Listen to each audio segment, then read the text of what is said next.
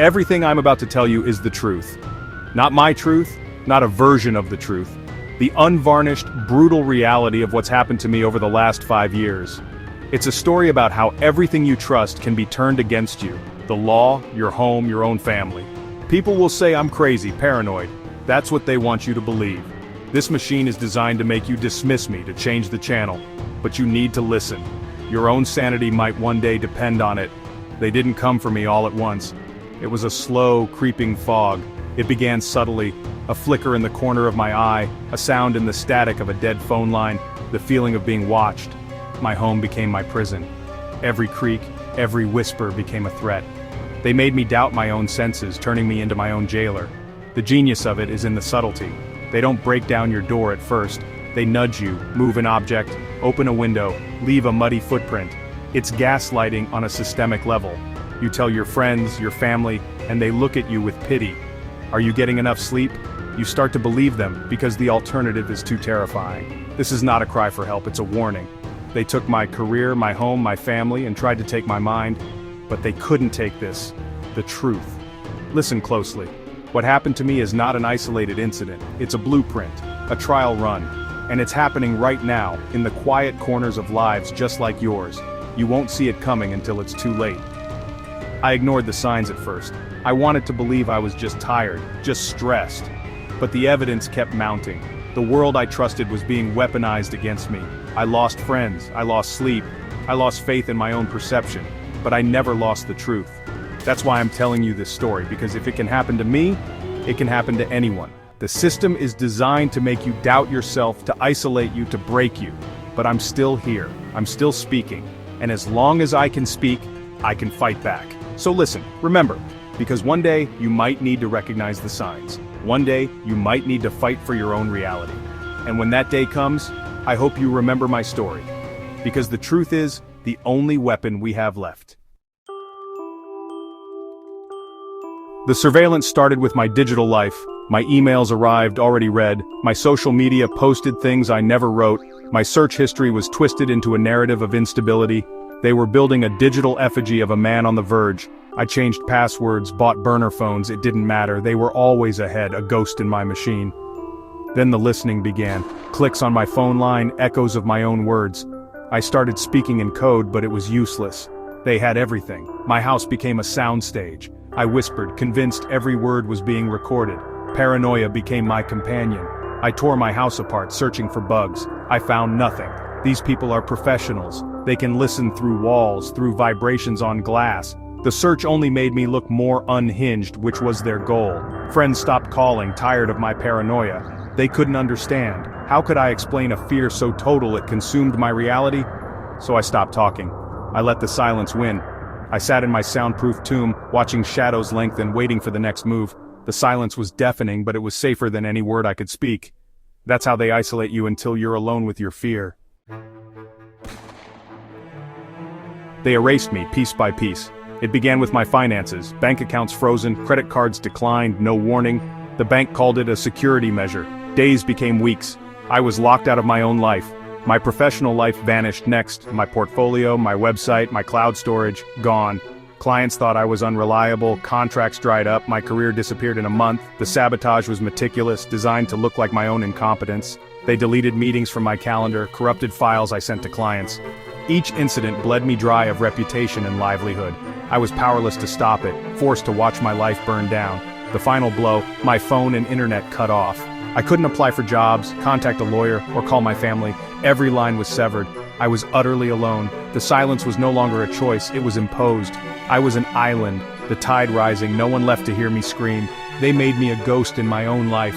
My existence was erased, my voice silenced. I realized then, isolation is the most effective weapon. They don't need to kill you, they just erase you, and no one notices you're gone. When the digital assault ended, the physical harassment began. They wanted me out. It started with vandalism, broken windows, slashed tires, garbage on my lawn. The police shrugged, probably just kids, they said. But I knew better. The acts escalated. One night, my power was cut. I sat in the dark, listening to footsteps circling the house. Surveillance became overt. A gray sedan parked outside every morning. Men in nondescript clothes walked past, staring at my windows. They wanted me to see them. They wanted me to know I was being watched. My home became a fishbowl. They started entering my home when I was out. Things moved, not stolen, just moved. A chair pulled out, a book left open, the thermostat turned down. Psychological incursions, reminders that no lock could keep them out. The most chilling, my childhood photo album on my pillow, open to a picture of my deceased mother. A message that nothing was sacred. The final straw, a break-in. I woke to shattered glass, the front door wide open, a dead bird on the floor. A warning, a threat. I knew I couldn't stay. They had made my home uninhabitable. I packed a single bag and left the house I'd lived in for 20 years. I didn't look back. I became a fugitive in my own life. The hunt was on, and I was the prey. They wanted me gone, and they succeeded. But I refused to disappear without a trace.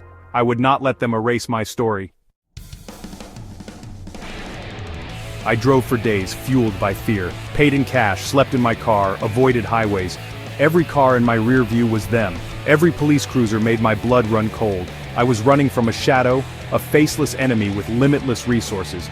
My car became my world, paranoia my only companion. I ended up in a forgotten desert town, hoping for anonymity. For a moment I felt safe. The feeling of being watched faded, but hope is dangerous. One evening the same gray sedan rolled past me. The driver looked directly at me, a cold, clinical acknowledgement. They had found me. The chase was not over. You can run, but you can never hide. I checked into a rundown motel under a false name, barricaded the door, and waited. The phone rang every 15 minutes. Dead air, then a click. Soft, furtive knocks at the door. No one there. They were playing with me, feeding off my terror. Around 3 a.m. I heard hissing from the bathroom. Water seeped out. The shower was on, steam filling the room. I hadn't touched it. Panic seized me. Then the fire alarm shrieked and the sprinkler exploded, drenching me in foul water. It wasn't a fire, it was a flood, a deliberate act. I stood soaked and shivering, the alarm blaring, water pouring down. Through it all, a faint tapping at the door. They were outside. They were waiting. I realized then there was no safe place left. The siege was total. The police arrived, suspicious, not concerned. The manager raged about damages. My explanations fell on deaf ears. They saw a wild-eyed man in a wrecked room. The narrative was set. I was the problem. They cuffed me, threw me in the car, processed me like garbage. In solitary, the light was always on. No windows, no clocks, time dissolved. It was a sensory deprivation chamber designed to break me. After an eternity, a psychiatrist arrived. Every truth I told was noted as a symptom. Delusions, paranoia, he wrote it all down. My reality was twisted into a textbook case of mental illness. I was being declared insane by those who had driven me to the edge. This was the system's final checkmate. I was no longer a man. I was a diagnosis. My one phone call was to my brother. I begged him to believe me, to get a lawyer. He listened, then sighed. The doctors had called him first. He told me I needed help. My heart broke, not in the cell, but hearing those words from him. They'd poisoned the well, fed him a story of my decline. He wasn't my ally, he was their instrument, believing he was helping. He signed papers, gave them authority, shared every vulnerability I'd ever confided. He helped them build the case against my sanity. The state's power is immense, but nothing compares to the betrayal of family. This is their masterstroke. They turn your loved ones into your accusers. They use love as a weapon. Who will a judge believe? A frantic man or his calm, concerned brother? They found my ultimate weakness, my brother's love. That's how they win. That's how they break you. After the evaluation, I was no longer a defendant. I was a patient, a ward of the state. The psychiatric facility was a warehouse for broken minds. Days blurred into medicated fog. To get out, I had to admit I was sick. If I insisted on the truth, it proved my illness. So I played the game. I lied, pretended the meds worked, became a model patient. After 6 months, they released me. Not because I was well, but because I was convincing. I was homeless, penniless, with a psychiatric record that would follow me forever. My family kept their distance, pitying me. I was free from the institution, but still a prisoner. The persecution hadn't ended, it had become self-sustaining. I see the same cars, get the same silent calls. I believe I was part of a human experiment in psychological destruction. Maybe I saw something I shouldn't have. Maybe I was chosen at random. All I know is I live in constant hypervigilance with PTSD they inflicted. My only purpose is to tell this story to leave a record. So I ask you, what would you do if it were you?